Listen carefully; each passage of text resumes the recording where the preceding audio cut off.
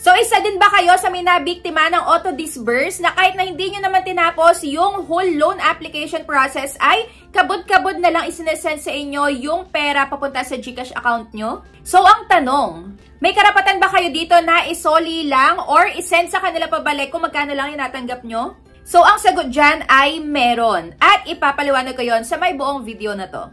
I-share ko nga dito yung top 15 na loan application na nag-auto-disburse. Kahit nga hindi mo pa nakikita yung pinaka-loan terms and agreements. So, yung pinaka-loan details. Kaya kung may loan kayo dito, sa mga babanggitin ko is comment down below kung ano yung nagawa nyong aksyon.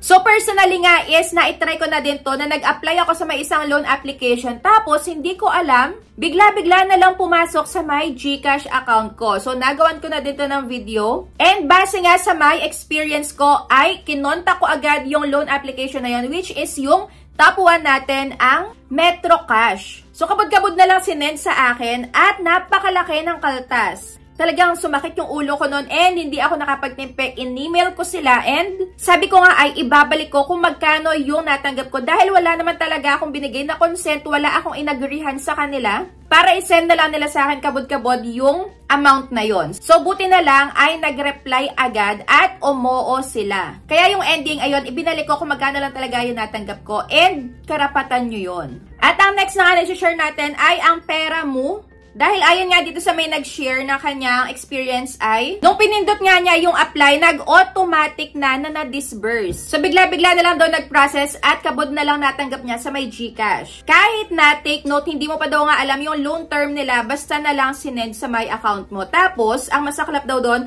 3,500 daw yung loan, pero ang pumasok ay 2,100 na lang. And nung nakipag-usap nga daw siya na 2,100 lang daw yung ibabayad niya, pabalik ay patuloy pa din daw siyang hinaharas. Kaya ang nasabi na lang niya is, ayan, mas mainam na daw ko idadaan na lang din sa may legal. At yung isa naman na nag-comment sa may upload ko is yung credit peso. Kahit hindi mo pa daw i-withdraw, kusa na daw papasok sa account mo. Sa 5,000 pesos, ang makukuha na lang daw ay 2,800.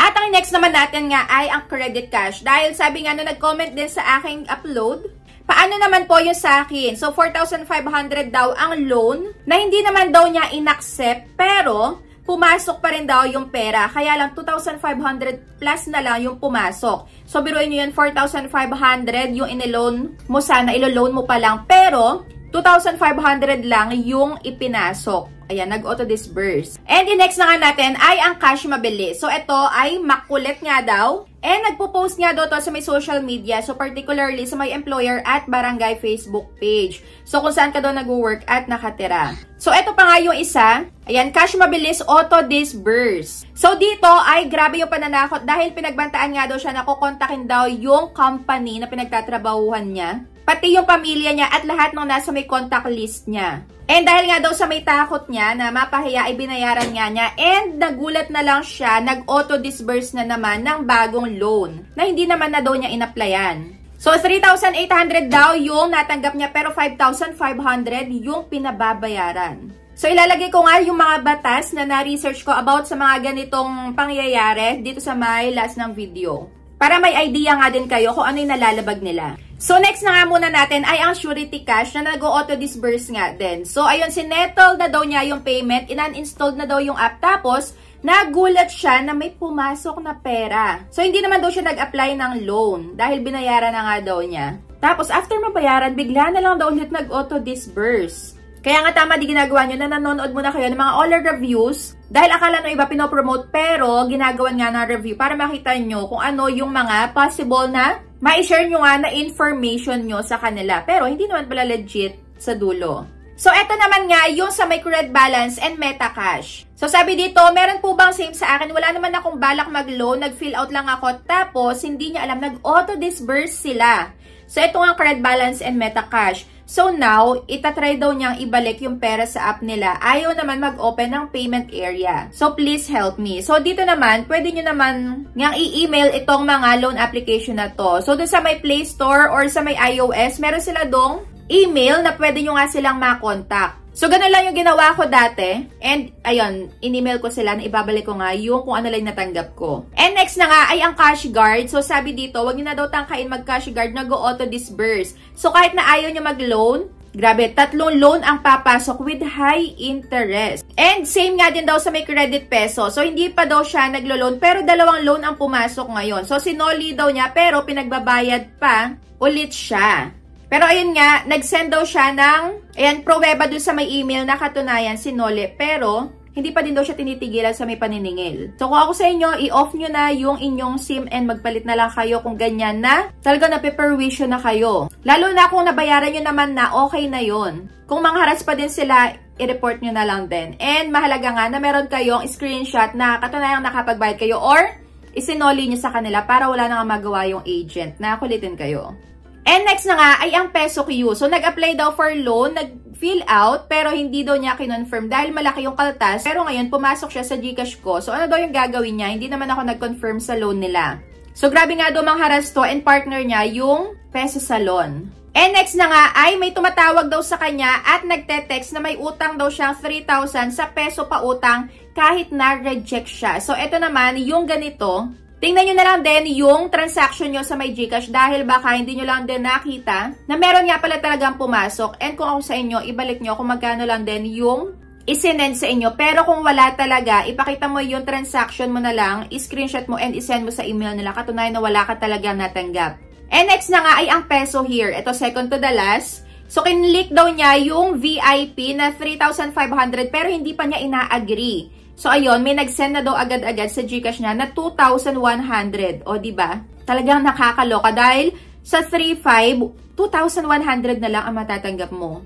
And last na nga ay ang More Gold na app. So, naloka daw siya dahil yung 3,500, 2,000 lang ang papasok. So, ang masama, hindi nga daw siya nag-agree na yun yung amount na kukuhanin niya. So, diretso na daw agad-agad na send sa may account niya. And 7 days lang.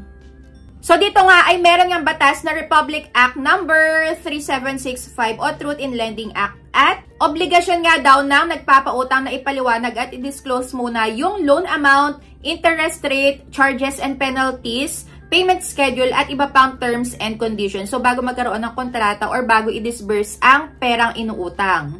So, kung nagbigay nga daw agad sila ng pera kahit hindi mo pa nababasa o napipirmahan ang loan agreement, violation na daw yon ng Truth in Lending Act at ng SEC Memorandum, Circulars on Lending and Financing Companies. So, doon pala talaga sa may nag-auto-disburse ay, ayan, meron na talaga silang nalalabag dito. So, yung problema nga ng auto-disbursement ay wala talaga kayong valid consent. Ayan, deceptive practice. So, maaari daw itong pumasok sa unfair collection and lending practices na bawal sa ilalim ng SEC rules or SEC rules. And last, possible predatory lending. So, kung mataas ang hidden charges o bigla na lang may penalties, pwede itong maklasify na abusive lending practice. So, ano nga yung pwede mong gawin? So, base nga sa may na-search ko, dahil nangyari na nga din sa akin ito, na-experience ko na din, so pwede mong i-report sa SEC or SEC. Dahil lahat nga dapat ng lending or financing companies ay required na registered sa SEC. Pero hindi nga lahat ng registered din doon is super legit. Dahil meron at meron talagang nakaregister doon na mayroong nananakot talaga. So, aminin natin yun natin din, meron at meron talaga. So, dito kung sila ay nag-auto-disburse ng walang malino na terms, pwede mong isumbong via complaints@sec.gov.ph.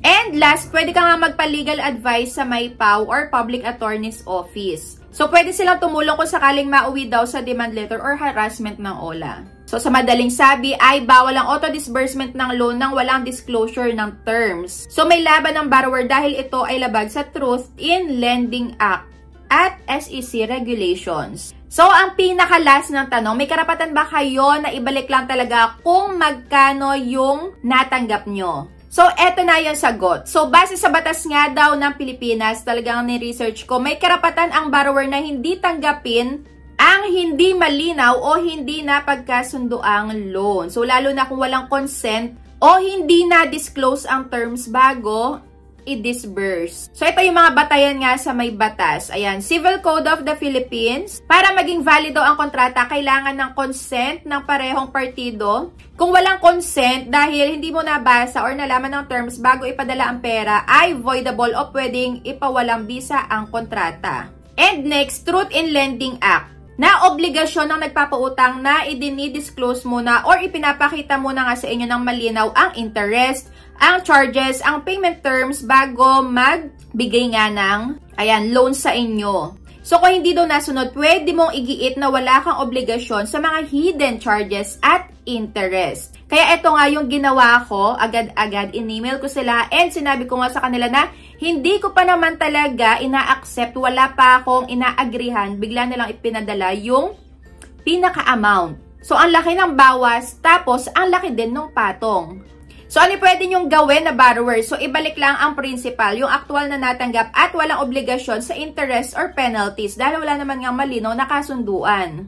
And gumawa ka nga din ng written notice or email dun sa may lender, dun sa may inutangan mo na kagaya na ginawa ko na ibabalik mo nga yung perang ipinadala dahil wala naman kayong consent at walang naipakitang loan agreement bago i-disburse.